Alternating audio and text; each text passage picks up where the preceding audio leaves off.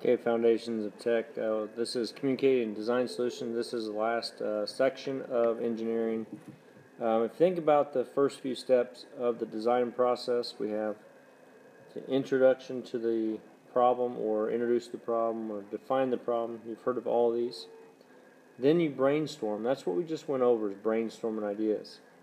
Once we brainstorm ideas, we're going to come up with one. On your robots, you brainstormed ideas together briefly, then you kind of picked an idea. Once you picked the idea, which is your solution, you went and made a prototype. You made the prototype, you tested it, and then once you've tested it, you evaluated it. Did it work or did it not? If it didn't, you went back to what's the problem, how do I solve it, here's solutions, made the prototype again, and then went back and tested it and evaluated it. Once you get it, the last stage of the design process is to communicate your idea. And we do that through drawings in engineering. These engineering drawings, there's three common ones, and it's the detailed drawing. That's the one we're going to focus on. The assembly drawing and the systems drawing. The assembly drawing is the ones you're going to go to Walmart, you buy a set of cabinets, and you want to assemble them. You're going to see them in an exploded view, showing you where the bolts go, where the screws go, how to put one board to another, and how it all functions on a drawing, and how's it put together. Now, the systems drawing is going to show you how things work. For example, when you buy a computer, you're going to have a drawing that shows everything put together and how you turn things on. It's going to how it functions, basically. A lot of times you see system drawings with car. When you buy a car or an owner's manual for a car, it's going to show you all the systems, how they work, and if something goes wrong, how to fix them. The detailed drawings are basically for products, product engineering, and so on. So we're going to focus on the detailed drawings in this unit. Again, a lot of this is going to be a review. We've been talking about this the past week or so, about drawings, and every object has 6 views, has 6 sides to it. The most common is your front view, your top view, and your right side view. Again, the left view is the same as the right, just different line types. Same as the top is the same as the bottom, and front is also the same as the back. These are called multi-view drawings because they are multi-viewed. We also can call them orthographic projection drawings because of the projection lines that we use to get the top and the right view. Multi-view drawings, kind of explain a little bit about them. The complexity of the product is going to determine how much or how many sides you're going to need. Most common views are 1-view drawings, 2-view drawings, and 3-view. We're going to focus on the 3-view drawings because it's going to communicate most of the stuff that we need. Now, 2 and 1 viewed is, if you think about a cylinder, we can probably get by if you're designing a straw, it didn't have a bend to it, it's just a one width or one diameter the whole way and the length. You can probably get by with 1 view. I used to do a bunch of drawings for a pipe company, and we did 1-view drawings. For the most part, if it was a 40-foot long piece of pipe, I can draw basically a rectangle saying it is a 8-inch diameter and 40 inches is what it was. It really wasn't too difficult to draw those. You can get in more depth. You could go 2-view and show the inside diameter as well as the outside diameter of that piece of pipe. But whatever it is, you need the right amount of sides to communicate all the information needed to create that part out in the lab. Okay, when we do these, we are going to use multi-view orthographic projections to make our multi-view drawings.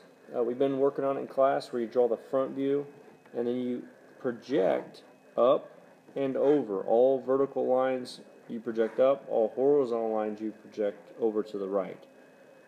Okay, so before we start the drawings, as a drafter, you are going to pick what front view is going to be like. And most of the time, the front view has the most detail of the object, but also at the same time has the least amount of hidden lines or hidden parts to that product. So it is your job to figure out what is the front view. Okay, and talk about dimensioning. You're going to learn a lot about dimensioning just because you are going to be a user. Again, you are going to buy something that's going to tell you what size a part goes where, and you need to understand what dimensions look like and why are they used. But there are three types. There's a size dimension to tell how big the product is or how big the part is. You're going to get a location dimension showing you where things are located on it. For example, if you had a screw that was 2 inches from the edge of the table, you would need to have a location dimension locating where that screw went.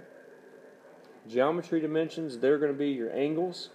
If you're cutting something at a 45-degree angle, or does it have a radius of 3/8?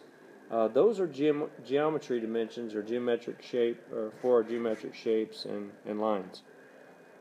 Part of the dimensions, there's two types of lines. Dimension lines, which has the dimension itself on it. So, for example, the 5 inches, and there'll be two lines coming out right and left of it. And the extension line actually pulls from the side of the object up. So it's actually off of the object line itself. So that is what an extension line is. And I'm going to show you a picture of it here in a second so you can have a better idea. In the very end, we have a tolerance. A tolerance is given because no person is 100% perfect. Tolerance can be as big as, like in the wood industry, a 32nd of an inch, or it goes down to in the industry of airplanes, because everything has to be almost perfect, is 0.003 depending on the part. So there's a lot to deal with when you have tolerances. Again, it all depends on the industry or what you're creating. Some have really tight tolerances. Like I said, the space industry, the airplane industry is very, very tight. A strand of hair is 0.003. So just imagine your hair off, and you hear that term lightly a lot. Man, you're a hair off.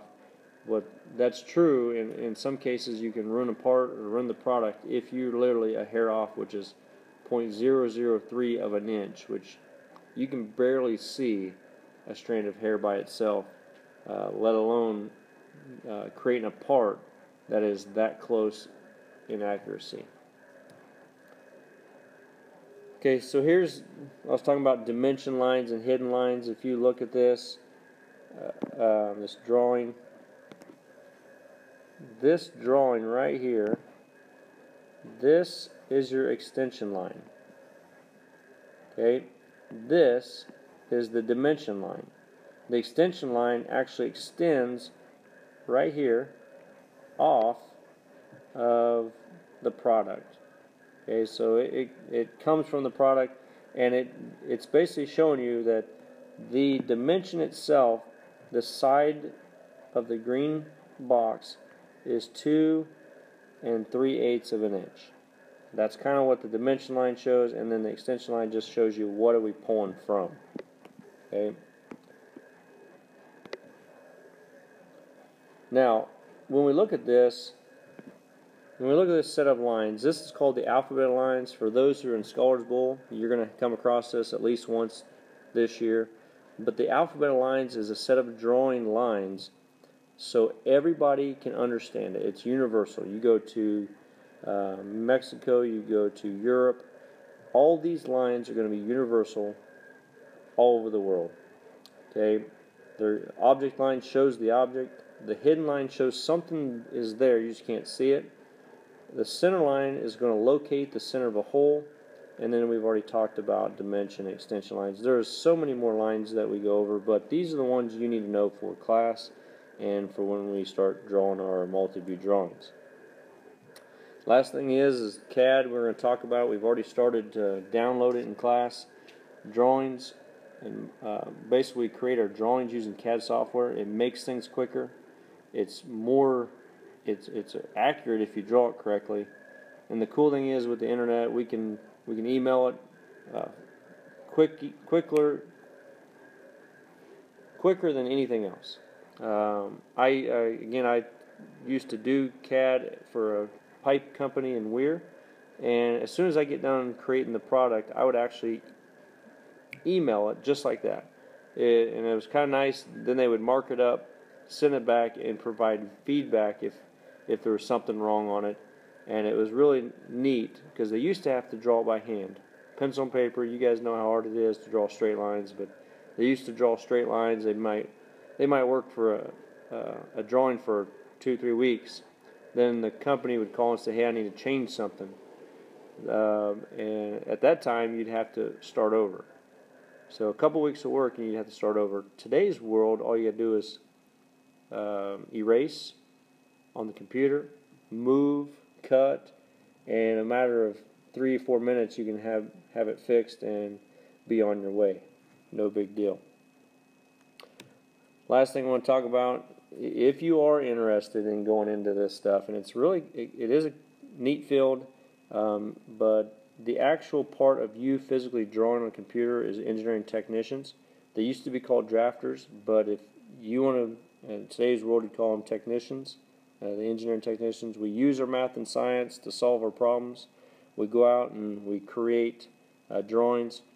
Most time you need an associate's degree, but I have seen it, and I was part of it. I was one of these guys that I went out and worked in a building that did drawings, and I had one college class, and I was able to go out and into the real world and make money. So there are certain circumstances you can go out there and create something, have a job, have a career without having degrees. But in today's market, you probably want to have at least associates, if not a bachelor's, to go out and make decent money doing some of the stuff that you enjoy. Hope you enjoyed it. I'll see you in class tomorrow.